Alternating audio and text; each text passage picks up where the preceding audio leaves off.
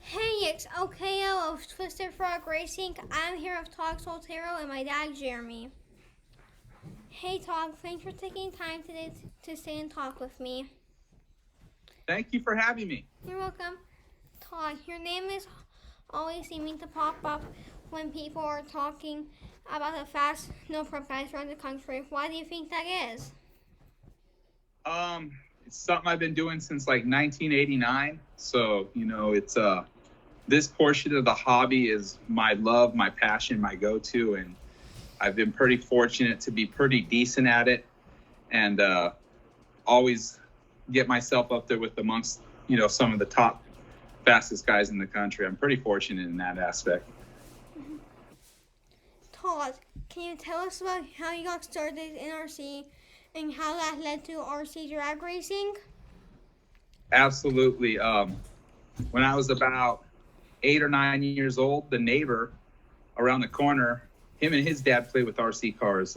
My buddy Greg Seifert, and that was the dad, and his son Andrew Seifert were two of my favorite people to run RC cars with. So between the three of us, we had a huge obsession with just racing up and down the street. And that's when we found they were drag racing out in Colton. So Greg had took us out to Colton. And that is basically when the true addiction of RC drag racing started, about 1989, 1990. And that's when I met Tim Smith. And I've been drag racing RC ever since. I recently heard you on the TSR Speed Shop RC podcast with Matt Houston and D. Tim Smith. Shameless plug. How was that experience? That is always a fun experience. I'm really good friends with Tim and Matt, two of my favorite people on this planet to talk to, and it's always a really good, fun time. Can you tell us how you met Tim Smith and how did it develop into such a close friendship?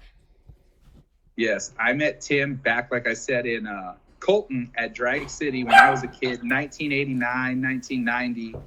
And Tim saw me out at the track every weekend, always trying, always pushing, always trying to figure it out. And Tim Smith and his buddy Craig Hashey were actually my first sponsors and sponsored me with motors, batteries, the car, the whole 9 yards. I basically showed up every weekend. I ran the car. I did what I did. I learned from Tim. I learned from Craig. They would take the batteries back every weekend. I would take the car home. I would do the maintenance on it. I would prepare it and do everything and then come back next week and run with them. And that's how I met Tim. And I've been doing the drag racing with him. Why do you like drag racing so much? Because it's fast, it's fun, it's hard. Everyone's like, oh, it's drag racing, it's easy. It's not. It's probably one of the hardest portions of this hobby we do. It's the most technical. You have to know everything from suspension to gearing to how to build a car, to maintain a car. To what electronics to run. What's that? What electronics to run. Yeah, you have to know all of that, what electronics to run and everything. I'm a Macklin team driver, so I do run Macklin. Mm-hmm. I'm pretty partial to the DRK. It's my go-to. Mm-hmm. What's your plans for the coming year with prep tracks opening back up? Do you think you'll go back and do less no prep? I am going to continue doing no prep, but with prep tracks coming back, I'm definitely going to get back to what I love the most, and that is the pro stock one cell cars. And I will start doing some pro mod cars, 2S pro mod and one cell pro stock. That is nothing better than a real fast car. Do you like racing locally or out of town? Out of town is always the most fun. You get to see people you haven't raced with before. You get to see people you've talked to on the internet or Facebook or wherever you converse with them. It always gets a little wild. Sometimes there's people drag racing down hotel rooms and in the hallways, and yeah, it's such a good time. When are you going to race off-road again? That must be a question from James Galton himself. How did you guess? Oh, cuz, man. James is over at Hobby Action where they have the track, and I always tell him, I'm going to come run. And I love to run off-road. I just don't have time. And now my off-road car is my new no-prep car. So I'll probably be a minute before I have another car to go run off-road. You have a young son. Would you like to race with him? Absolutely. I would love to go run with my kid. I can't wait till he's old enough to where I can take him out, and it's fun for him, and me and him get to do RC together, and I can pass down my favorite hobby that I've ever done in my whole life, and that's RC. I'm looking forward to it soon. How long do you plan to race? Well, that's the thing. I'm going to plan to race until I can't race anymore. Until I can't lift a controller. I don't care if I'm 80 years old. I'm going to play with RC cars, and I will race them. And I'm going to be that old man that whoops on everybody. Just so we all know, what chassis and electronics did you run at KOTS 2021? For King of the Streets, I ran my Macklin, DRK, ESC, MKS servos, and I used a TARP chassis, OMB design. So that is Old Man Billy, and that is the TARP racing chassis. What front and rear shocks oil weight did you run? I run the stock front and rear B6 2 shocks. And in the fronts, I'm running like 2,000 weight oil in the front, and I think 90 weight in the rear. I have a really stiff car in the front. Most of my suspension travels all rear, and that's how I get my car dialed in and keep it from not going crazy. 2,000, that's a lot for shock oil weight. It is. My front's really stiff and slow. It doesn't react like a standard shock. It's a very slow compression, very slow rebound. And like I said, most of my car's suspension travels all the rear shock doing the work. What diff fluid weight do you usually run? It's called 5-minute epoxy. I run a locked diff.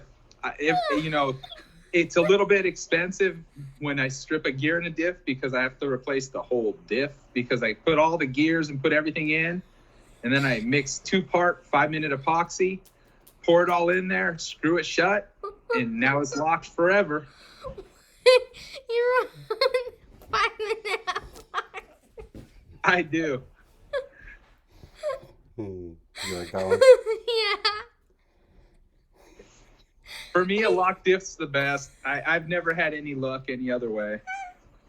I'm probably not gonna be able to stop laughing tonight. That is pretty funny. You okay, mate? Do you need a drink of water? Yeah, probably do. Oh, boy. Oh, that's funny, huh?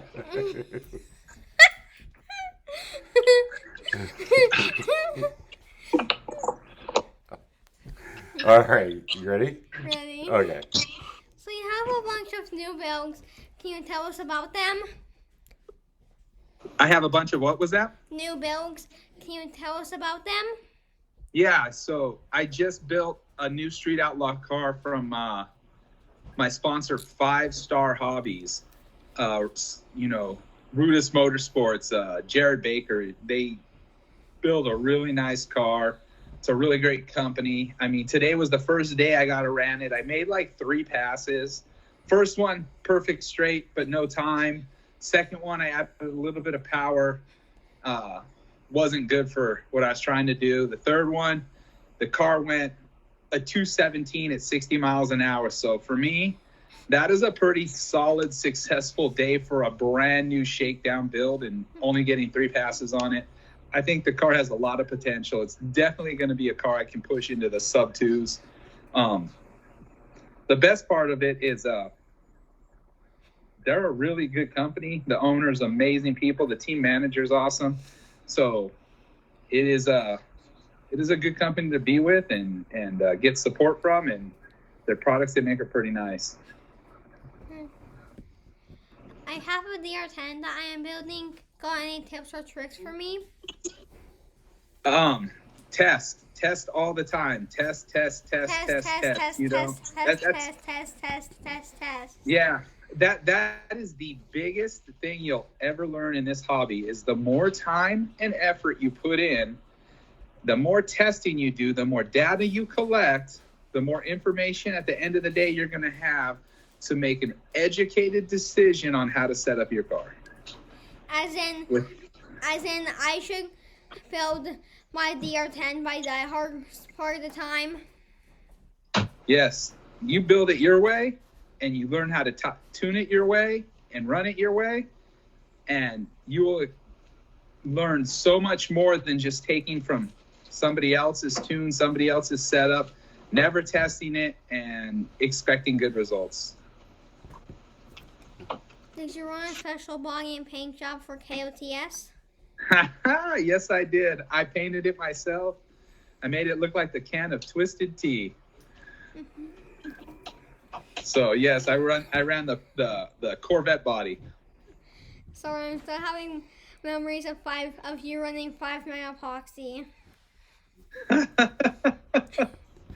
Yeah. Maybe that'll be the next paint job. Sponsored by 5-Minute Epoxy. JB Wells. Hey! JB Wells. Epoxy. Yeah! Sorry. Can you remind us what round you went out in and against who? I went out, it was in the top 8. I was racing against Jordan Yancey out of California. Unfortunately, one of my buddies that I've been racing with for years. Super awesome competitor, super fast guy. It was so close that it was 0.00002 of a margin of victory. Yeah, it's if you look at the camera or you look at any slow-mo of it, it's actually impossible to see who won. Like, as in, you would have to record it at 120,000 frames per second and then play it back at like 30 frames per second to see who won. Yeah, something like that. It was that close. I saw the photos. I think I showed them to you. It was just I still smile. Yeah. It was a great race. I lost again. I lost to a great dude. There's nothing more I can ask, Yeah, of course, 18 grand was on the line. And, that stings when you make it that far out of 200 and something people. But it doesn't sting enough to be a bad sport about it. Like, I take the loss as a win because, really, top 8 out of 200 and something of the fastest guys in the country, it's good with me. Yeah. Even if you lose at KOTS, you still win because you had a great time. Absolutely. That's what it's about. That is a lot of stuff that people forget about in this hobby is, number one part of it, it's supposed to be fun. Mm-hmm. Yeah. Did you play it safe or did you let the big dog eat? I played it safe. I just kept it simple. It went down the track. I left the same tune that I used from testing is the same tune that I ran in all the rounds. I made the one hit. I saw it was good. I saw it was fast. My GNSS told me I had good mile an hour. Once I knew that, I just left it. Do you have any good luck charms or superstitions? No, not really. I mean, I think the only one I do is a horrible habit that I always push down on the back of my car or tap the back of my car. I can never not do it, even on prep. And it's horrible because I know sometimes that little tap is just enough to mess up my car, make it overstick. But if I don't do it or I don't touch it, I feel like, my car will never go straight. So I'm learning how to just do a softer tap or a softer push. But I still have to do the tap or push down on the back of the car. So I guess, that is it. Like, it's in so soft that if you were to touch this rubber chicken's head, it wouldn't move. Yeah, like I just have to touch it. You probably wouldn't move, but it's just the going through that motion of touching something right there at the line. It's just one of those last little, before I send it off, here you goes the final touch. What advice do you have for anyone that plans to race at KOTS next year? Come with your A game. It's going to get faster. It's going to be crazier. It's going to be fiercer competition. So, you know, those guys that are planning on coming should be testing now till next year. That's how I am. I'm already testing. Everything I do now is testing for next year. As soon as I go to a race and I plan on going back to it, from the day I get home till the next time I go to that race, I spend time practicing. That is my goal, you know. Let it be the RCDRL Super Nationals or, you know, Nationals in San Diego at the SDRA track or King of the Streets. If I know I'm going back, my focus from that day on until I get back there is to be fast, to be consistent, and to at least finish in the top 10 of whatever I'm doing. It seems like many people are concerned about big money RC racing. What are your thoughts? You know, it's kind of cool that we get to win some money, but some of the times, you know, that aspect brought into what we do brings out the real bad in people. Mm-hmm. You know, money's always nice, and it helps to win money, and it feels good to win money. I've won money before. It's kind of a cool feeling, but it, like I said, it brings out the worst in people, and sometimes it's more fun just to race for a trophy than it is money. Tell us about James and Larry at Hobby Accuracy, not to be confused with Desert Hobbies. James in Hobby Action. So James Galton is the man at Hobby Action. He the guy who owns it, Larry Tom, is an amazing guy. He has great staff there like James, and they go out of their way to help everybody. They try to stock all the stuff that we need for RC drag racing. They have a world-class facility for off-road racing. They just did the Desert Classic there. It is world-class, an amazing hobby store to go to. They have an awesome tribute to Brian Kinwald in there, where you get to see some really cool vintage Kinwald RC cars. And it's a great shop in Chandler, Arizona that supports the hobby. What team are you with? My team is 480. I run with James and his guys. I support every team in Arizona, from Mark Vine's guys to the AZ No Grudge Prep guys, Jay Conway and his wife, and you know, I really support everyone, but I'm close to the 480 guys. You know, James Galton, Ray Presnall, Jack Kobler, who else is that? Brett Housen, Balin Housen, Thomas Badillo, like my buddy Dave Longston, all those guys. That's who I run with, though. Who will win an off-road race between you and James? Man, you know what James's nickname is, right? What? The Bus. James is the Bus. Because when you're racing off-road with James, you might as well just get on the bus because he's driving. Yeah. Okay, before we wrap this up, we have a lake near my house that is dedicated to RC boats. Can you tell me about your RC boats and what type of racing you do with them?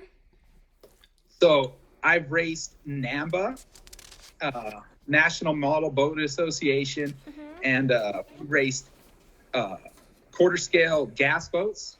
You know, everything from stock gas boat, which is just a stock 26cc motor, to, yeah, it's pretty big, about 44 inches, 46 inches, something like that, big.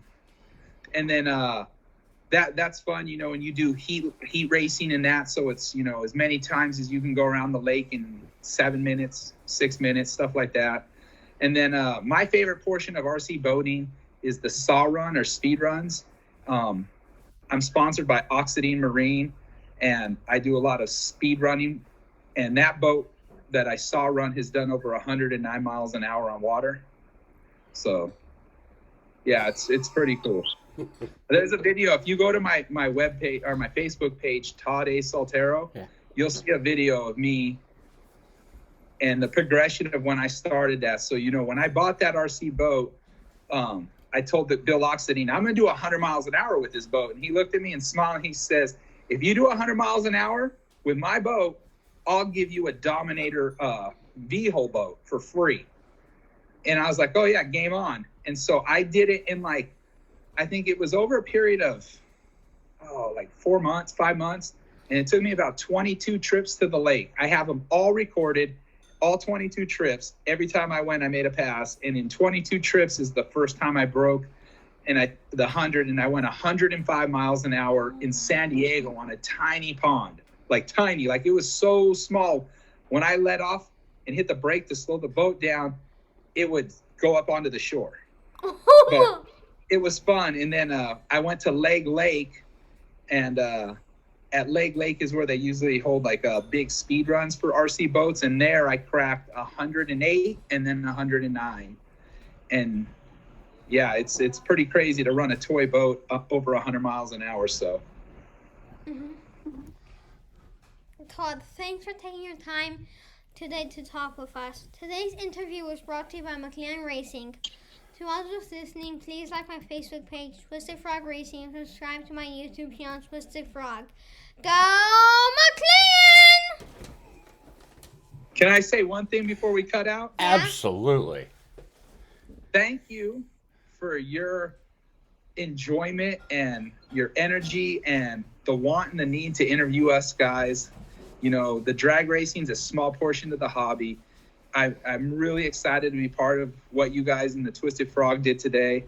And keep it up, because you, my friend right there, I see you. You, my friend right there, are our future. You're the future of RC. You're the future in general. And without you kids pushing forward or wanting to do these interviews or talk to us guys, there probably wouldn't be a future. So we appreciate you more than you appreciate us. Like I said, you're the future of the hobby. If you ever need any help with anything RC, no matter what it is, I'm always available to help. Just message me. And I thank you for doing what you do. Thank you so much. You got it, buddy.